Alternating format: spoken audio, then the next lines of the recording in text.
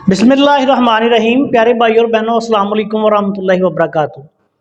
जैसा कि आप सबको मालूम है कि इस वक्त पंजाब जो है वो शदीद तरीन सैलाब का सामना कर रहा है और इसी तरह ये जो सैलाब आ रहा है, जहाँ जहाँ से गुजर रहा है पानी, वहाँ सैलाबी सूरत हाल जो पैदा हो रही है। और मैंने ज़ाती तौर पे मुशाहिदा किया है, हमारा इलाका जो है सोदरा, इसका भी जो गिरदोनवाह का जितना भी इलाका है नशीबी, वो सारे का सारा ज़ेरे आब आ गया है। और कल इत्फाक से मुझे भी एक नशीबी इलाके में जाना पड़ा, कुछ काम था, तो मैंने ये गौर किया कि वहाँ बहुत ज़्यादा पानी आने की वजह से एक बहुत बड़ा मसला जो है वो ये पैदा हो रहा है कि सांप बहुत ज़्यादा आ रहे हैं और घरों में सांप जो हैं वो बहुत ज़्यादा आ रहे हैं जहाँ पानी है। तो ऐसी सूरत में अक्सर सांप जो है वो काट भी लेता है। तो आज की इस मुख्तसर सी वीडियो में एक बहुत ही आसान सा नुस्खा जो है वो मैं आपकी खिदमत में पेश कर रहा हूँ सांप के काटने के लिए।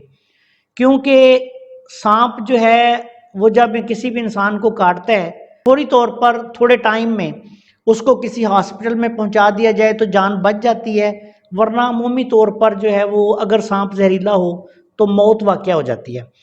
तो ये जो मेरे सामने आप देख रहे हैं मेरे हाथों में, इसको रेठे का छिलका कहते हैं। ये रेठा है, ये सांप काटे की बहुत बड़ी दवा है। इसके इस्तेमाल का तरीका ये है कि इसको पाउडर कर लें। इसको पाउडर करके, अगर ये आजकल बरसात के मौसम में इसका पाउडर करना ज़रा मुश्किल होता है, तो इसको आप दो तरीक़ों से पाउडर कर सकते हैं। या तो इसको धूप में बिल्कुल खुश्क करके ग्राइंड कर लें, तब भी पाउडर हो जाता है। या फिर ऐसा करें कि किसी कढ़ाई में डाल के तो इसको भूनें। जब आप इसको किसी कढ़ाई में डाल के नीचे आग जला के इसको थोड़ा थोड़ा भूनेंगे तो ये गेंद की तरह गोल हो जाएगा, इसका पानी जो है वो थोड़ा खुश्क हो जाएगा। तो फिर आप इसको ठंडा करके जब ग्राइंड करेंगे तो इसका पाउडर बन जाएगा। तो एक ये दो तरीके होते हैं, या धूप में खुश्क करें, आजकल धूप तो इतनी है नहीं। तो दूसरा तरीका ये है कि इसको फिर किसी कढ़ाई वगैरह में डाल के थोड़ा सा भूनें, सोख्ता कर लें, हल्का सा, जलाना नहीं। उसके बाद फिर आपने इसका पाउडर कर लेना है। तो बच्चों को ये आप 2 रत्ती तक भी दे सकते हैं सांप काटे में। ज़्यादा थोड़ी उम्र बच्चे की ज़्यादा है तो 4 रत्ती भी दे दें, कोई हर्ज नहीं। इसके इस्तेमाल से यही होगा कि ज़्यादा से ज़्यादा मरीज़ को कै आएगी और सांप का जहर जो है वो कै के ज़रिए निकल जाएगा। होता ये है कि ये रूटीन में बहुत कड़वा होता है, लेकिन जब किसी आदमी को सांप ने काटा हुआ हो तो इसको दें तो ये उसको मीठा लगता है। तो आप इसकी डिवाइडेड डोजेज में इसको दें, इतना दें कि ये जब मरीज को कड़वा लगना शुरू हो जाए तो समझें कि सांप का जहर उतर गया है। इसके इस्तेमाल से इसको 2-3 दफ़ा भी आप दिन में दे सकते हैं। अगर बड़ा है तो उसको कम से कम 1 ग्राम 2 ग्राम की मिकदार में दें। और इसके इस्तेमाल से मरीज को कै आए तो परेशान नहीं होना। अगर कै ज़्यादा आए तो थोड़ा सा नमक चटा दें। इस बाज़ औक़ात मरीज़ों को मोशन भी लग जाते हैं, लेकिन ये बात याद रखें कि ये नुस्खा उस सूरत में इस्तेमाल करें कि जब आपके करीब कोई गवर्नमेंट का हॉस्पिटल ना हो या कोई बहुत दूर दराज के इलाके में है आप, तो आपको फौरी तौर पर हॉस्पिटल में पहुंचाने में बहुत बड़ा मसला पेश आ रहा हो, तो आप फौरी तौर पर फिर इस नुस्खा को इस्तेमाल करें। एक और जो है वो भी मैं यहाँ बता देता हूँ। सांप काटे के लिए आक का पौधा, जिसको मदार कहते हैं, अकड़ी कहते हैं, आक कहते हैं, आख कहते हैं, ये हर जगह पे आक के पौधे सड़कों के किनारे, वीरानों में, सहराओं में आपको नजर आते हैं। इसका जो पौधा होता है वो भी बहुत ही मुफीद है सांप काटने के लिए।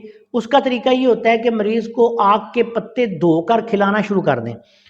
जब तक जहर का असर होगा पत्ते मीठे उसको लगेंगे या फीके लगेंगे।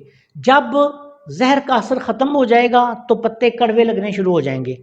उसके इस्तेमाल से भी कई लोगों को कै वगैरह आती है, परेशान होने की ज़रूरत नहीं, सांप का जहर जो है वो उतर जाता है।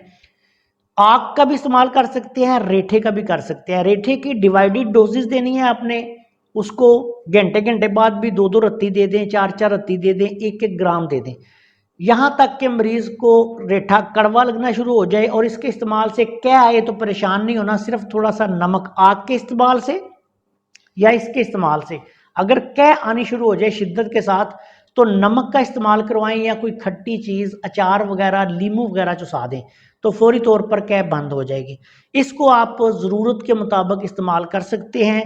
और सबसे बेहतर जो तरीका है वो ये है कि जब आपके पास खुदा न खास्ता किसी मरीज़ को, किसी बंदे को सांप ने काट लिया है, तो उसको आप फौरी तौर पे मेडिसिन भी ये दे दें और फौरी तौर पर करीबी मरकज़ सेहत में, बुनियादी मरकज़ सेहत हो, रूरल हेल्थ सेंटर्स हों या किसी डिस्ट्रिक्ट या तहसील हेडक्वार्टर हॉस्पिटल्स में मरीज़ को फौरी पहुंचाया जाए, ताकि उसका फिर जो है वो सही तरीके से इलाज भी हो सके।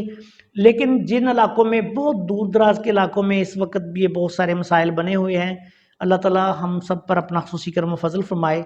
किसी के साथ कोई ऐसा नाखुशगवार वाक़या पेश आ सकता है तो आक या रेठा इसको इस्तेमाल करें, इंशाअल्लाह ताला मरीज़ की जान बच जाएगी। और इसको उस वक्त तक इस्तेमाल करें जब तक मरीज़ बिल्कुल सेहतमंद ना हो जाए। अस्सलाम वालेकुम वरहमतुल्लाहि वबरकातुहू।